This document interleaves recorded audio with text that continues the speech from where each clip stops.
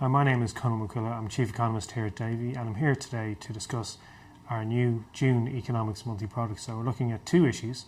The first of those is the outlook for Irish bank lending. So over the past year, we've seen the Irish economy recover, nominal GDP grow, but we're still seeing bank lending contract. That's because mortgages are being paid down, the stock of the overhang of debt from the bubble years has been paid down by households, and also companies are repairing their balance sheet position as well. So each and every month we're seeing the stock of lending go down in the economy. However, having said that, we think Irish banks that remain in a more concentrated market may be able to stabilise their lending by effectively gaining market share, by refinancing new players that have come into the market that have bought loans from, say, the liquidation of IBRC or assets that have been sold by NAMA. So we're seeing new players such as private equity, investment banks, specialists in distressed situations come in and really buy these loans with equity. And I think the challenge for Irish banks will be to refinance these new players who do have relationships with global investment banks or other means of getting credit.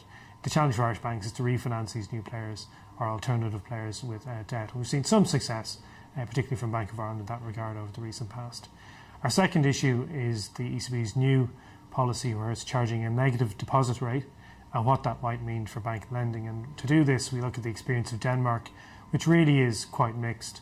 Certainly having a negative deposit rate can reduce or help the currency fall against other currencies, and that will help import price inflation and through that CPI inflation. But what we saw in Denmark was that actually when the negative deposit rate came in, people withdrew their money from the banks, deposits in banks fell, and also lending from banks to the Danish economy also fell as well. So I think overall a pretty mixed reaction to the news on its own that the ECB has cut the deposit rate into negative territory.